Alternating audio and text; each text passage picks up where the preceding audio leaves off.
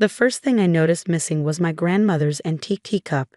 Not the whole set, just the one delicate cup with hand-painted roses that I'd inherited when she passed away last spring.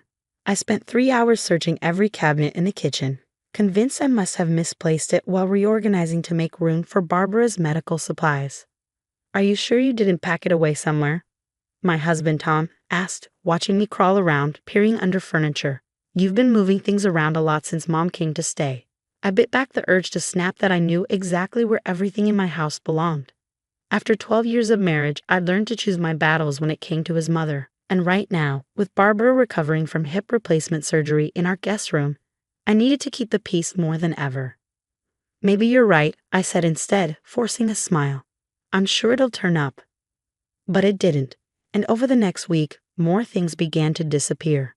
My favorite coffee mug, the throw pillows I'd hand-embroidered for our couch, the vintage cake stand that had been a wedding gift from my best friend. Small things. Things that could be explained away by absent-minded tidying or reorganization. "Melissa, honey," Barbara called from the guest room one morning, her voice syrupy sweet. "Could you bring me some fresh water? And maybe straighten up in here a bit.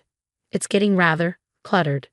I walked in to find her propped up in bed, surrounded by magazines and prescription bottles, looking every bit the invalid despite being 3 weeks post-surgery and perfectly capable of short walks. The room was spotless. "I cleaned it myself just yesterday." "Of course," I said, taking her water glass. "But I don't see any clutter." She waved her hand dismissively. "Oh, you know what I mean. Everything's just a bit chaotic. Not quite organized properly. When I raised Tommy, I always made sure everything had its proper place." Tommy, not Tom, never Tom. In her mind, he was still her little boy, and I was the woman who'd stolen him away. "I'll take care of it," I promised, even though there was nothing to take care of. It was easier than arguing. That night, I woke to the sound of shuffling in the hallway. The digital clock on my nightstand read 3:17 a.m. Tom was snoring softly beside me, dead to the world after a long day at work. I lay still listening. The shuffling continued, followed by the distinct sound of cabinet doors opening and closing. "Barbara?" I called softly, not wanting to wake Tom. "Do you need help?" No answer, but the sound stopped immediately. When I checked the hallway, it was empty, though I could have sworn I heard her bedroom door click shut. The next morning, my mother's old recipe box was missing from its usual spot on the kitchen counter. That was the last straw. "Tom," I said over breakfast, keeping my voice carefully neutral, "have you noticed anything strange lately? Things moving around or disappearing?" He looked up from his phone, forehead creasing. "Strange how?"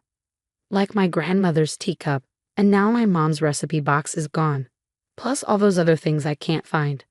"Mel, come on," he sighed, running a hand through his hair. "You're not suggesting what I think you're suggesting, are you? Mom can barely walk to the bathroom by herself.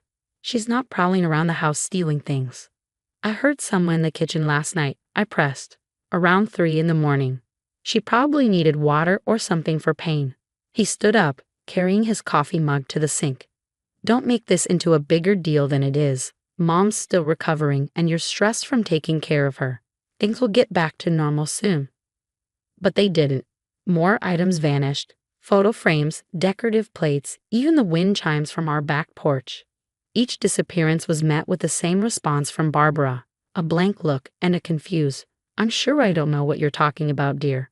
I started keeping a list, not just of missing items, but times I heard noises at night, cabinet doors left slightly ajar in the morning, things that seemed subtly rearranged. Tom dismissed my concerns, but I knew I wasn't imagining things. Finally, after my late aunt's cherished silver locket disappeared from my jewelry box, I'd had enough. While Barbara was at physical therapy with Tom, I made a quick trip to the electronics store.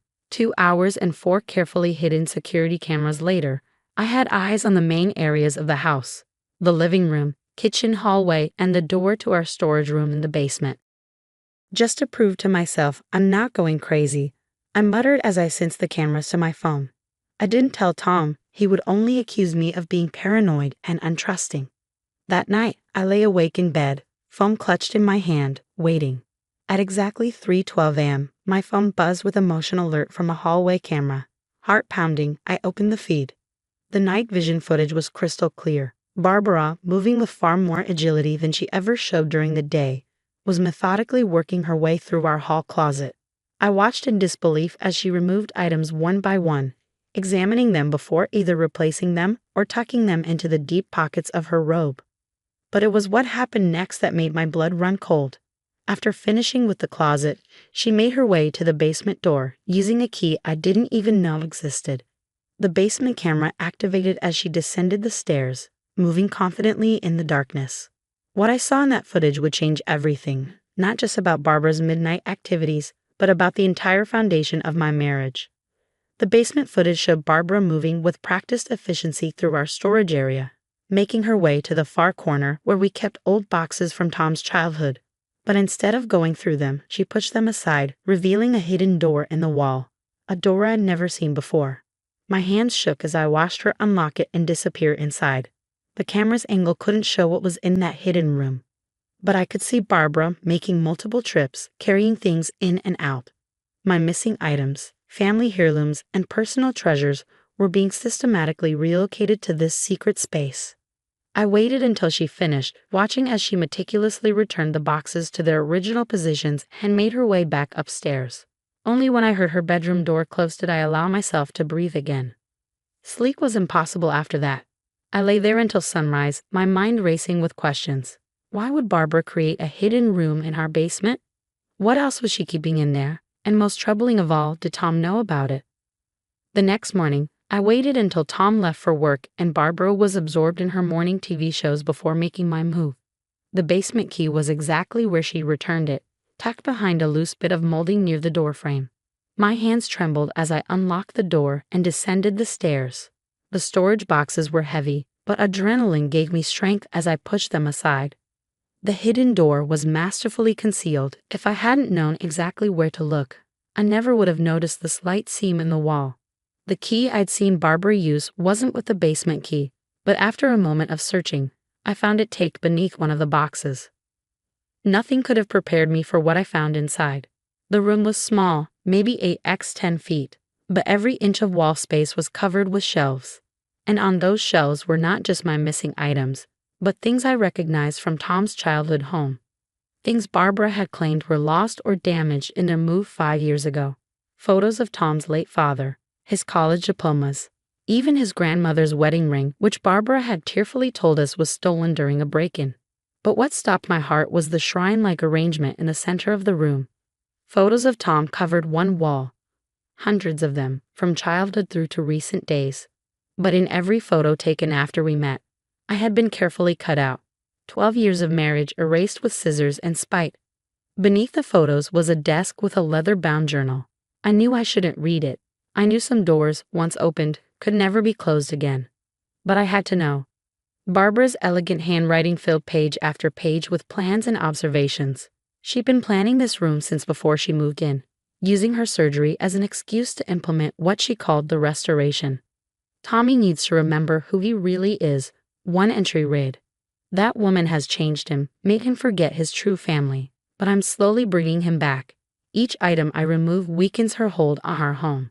Soon there will be no trace of her influence left. Another entry made my blood run cold.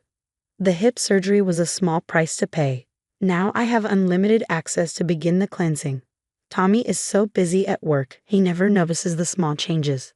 Just like when he was little, Mama knows best. I was so engrossed in reading that I didn't hear the basement door open, didn't hear the footsteps on the stairs. It wasn't until a shadow fell across the journal that I realized I wasn't alone. I see you found my special place. I whirled around to find Barbara standing in the doorway, all pretense of injury gone from her posture. She stood straight and tall, looking more like an avenging angel than the frail woman who'd been playing the invalid for weeks. "How long have you been planning this?" I whispered, though I already knew the answer from her journal. "Since the day Tommy told me he was marrying you." Her voice was different too, harder, colder. "I knew you weren't right for him. Knew you'd never understand our family's ways. I've spent 12 years watching you pull him away from me, changing him, making him forget who he really is." "Tom is a grown man," I said, trying to keep my voice steady. "He hasn't forgotten anything. He's just living his own life." "His own life?" Barbara laughed, but there was no humor in it. "You mean the life you've created for him?" The life where he calls me Barbara instead of Mom. Where he spends holidays with your family instead of coming home. Where she gestured at the shrine-like wall of photos. Where he smiles like God at someone other than me. I took a step back, suddenly very aware of how isolated we were in that underground room. You need help, Barbara. This isn't normal. Normal? She spat the word like it was poison. Was it normal for you to put cameras in my son's house? To spy on me? To invade my private space? Your private space? My voice rose despite my best efforts to stay calm. This is our house. Mine and Tom's. You're a guest here. A guest we took in out of kindness when you needed help. Needed help? That cold laugh again.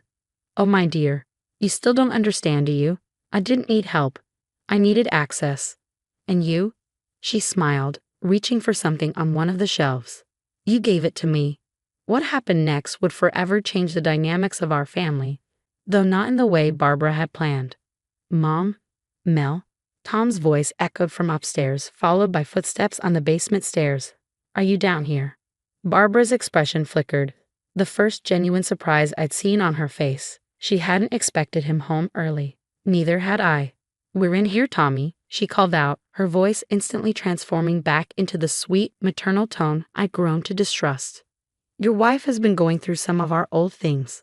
The sound of boxes being moved. Then Tom appeared in the doorway, his expression shifting from confusion to shock as he took in the hidden room, the shrine of photos, the shelves lined with our missing possessions. What is all this? He asked, his eyes darting between us.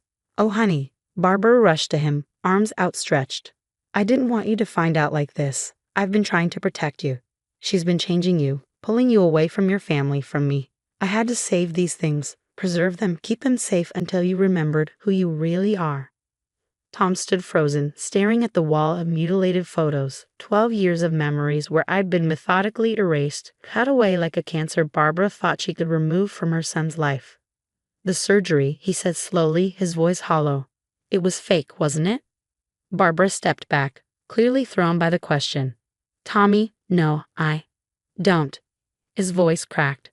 Don't lie to me anymore, Mom. I saw you on the security footage. Mel sent it to my phone an hour ago. My heart skipped.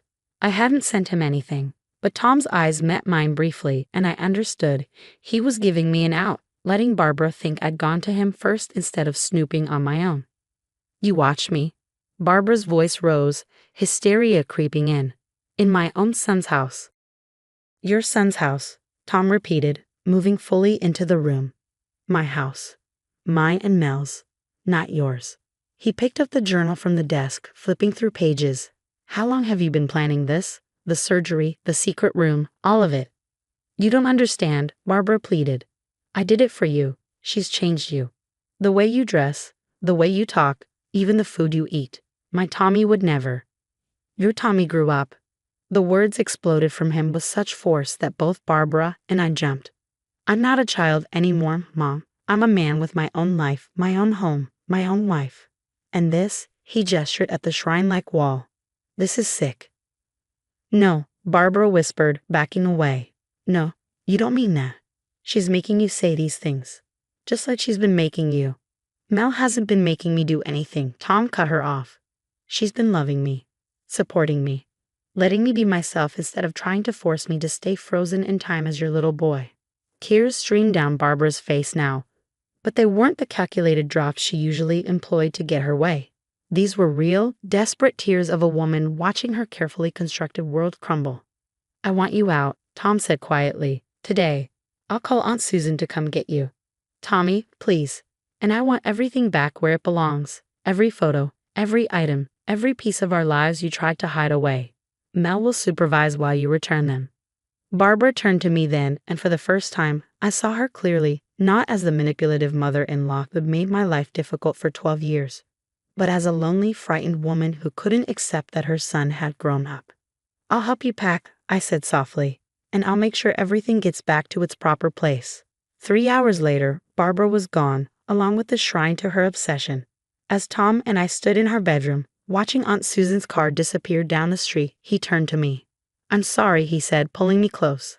I should have seen it sooner. Should have believed you when things started disappearing.